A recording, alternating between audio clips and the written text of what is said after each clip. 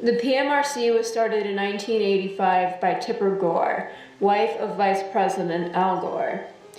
It was made with the intention to give parents more control over music and its content, and is actually responsible for the parental advisory sticker you see on some albums nowadays. After this, I delved into questions about double standards in music and why they exist, and why double standards exist anyway.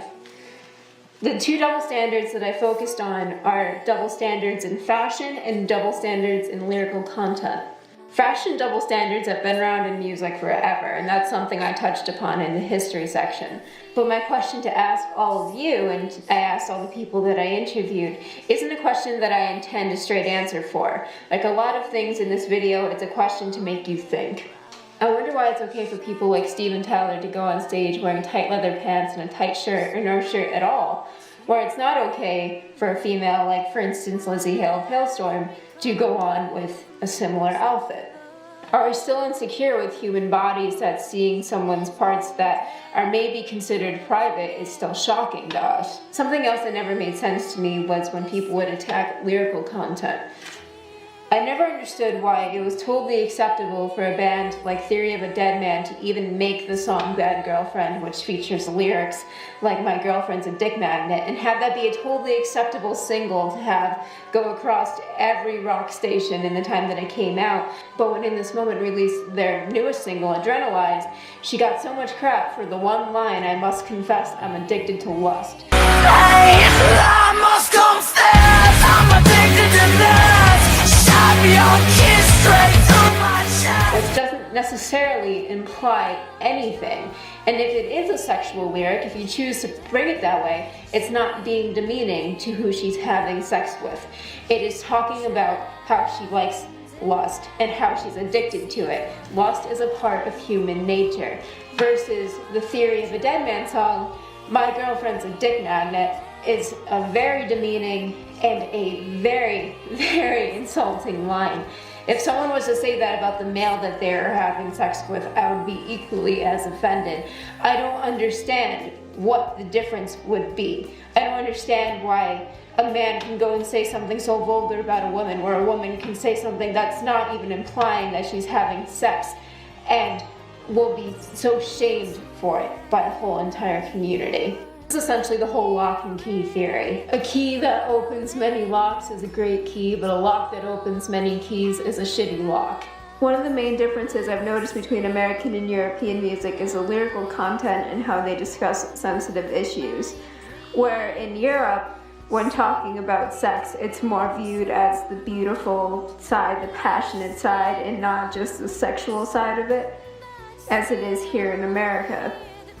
So now I'm going to have two comparisons, both written by men, and one being European and one being American.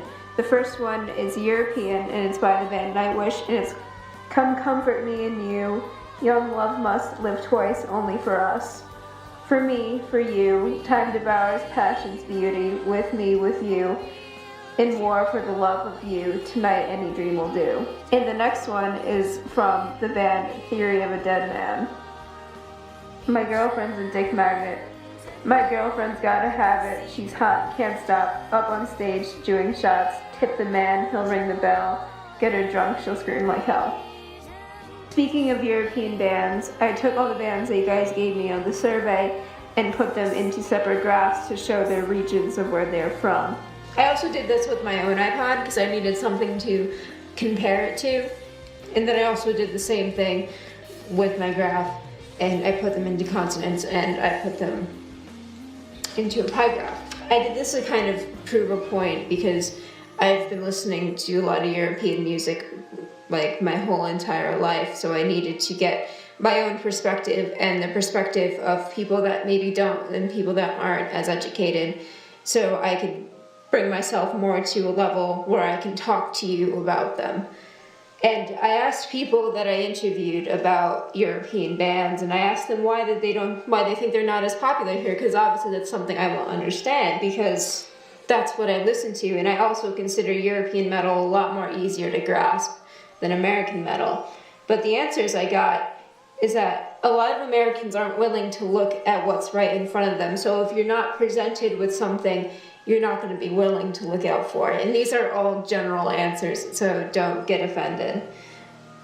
And also, a lot of people said that the acceptance of female presence in a lot of the heavy metal bands might be shocking, because at points in Europe it's the exact opposite. It's like kind of rare to see a band with just men in it, versus like here it's rare to see a band with females in it.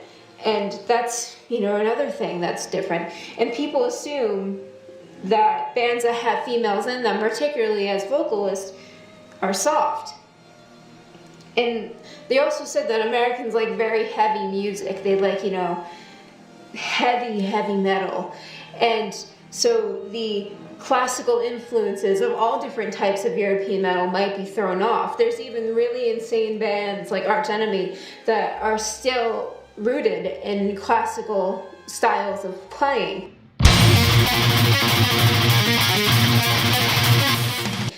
That might be off-putting to Americans.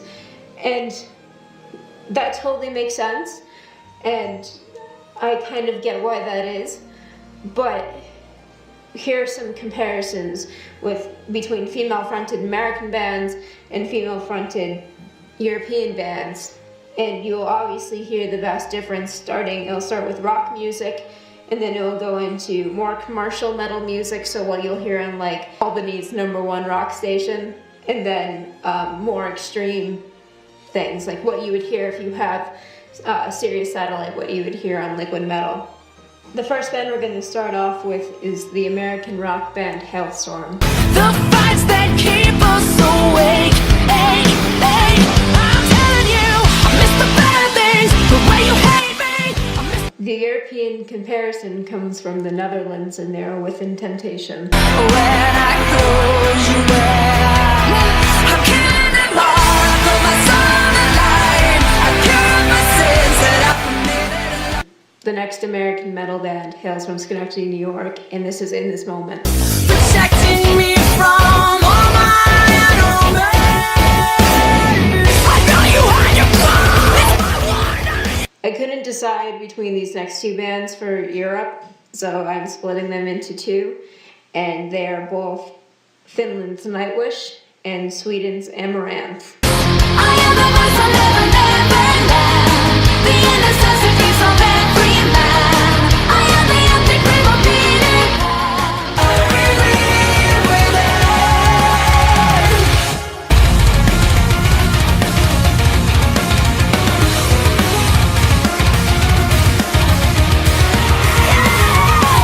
I rise, so you give me a pottery.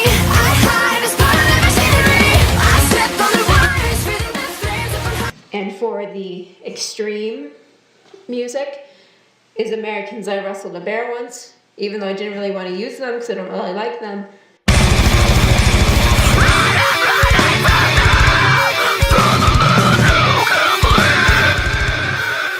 And Russia's Arcona. подняться ввысь, ой, где-то остаться, но не достать до неба одним крылом.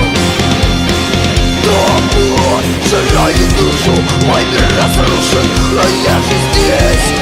Под ссором алчных лиц, чужих корней, я лягу низ на землю, мать, и мне не спасти. The whole point of these comparisons was to show you the difference between countries and the difference between styles of music. Metal isn't a one-trick puppy, nor are females. There are many different styles and many different things that you can do, both as a female and as a metal musician, period. One thing that I hope you take away from this presentation is that gender doesn't matter when it comes to expressing yourself. You can express yourself in any way or any medium that you want, no matter what your gender is or what you do.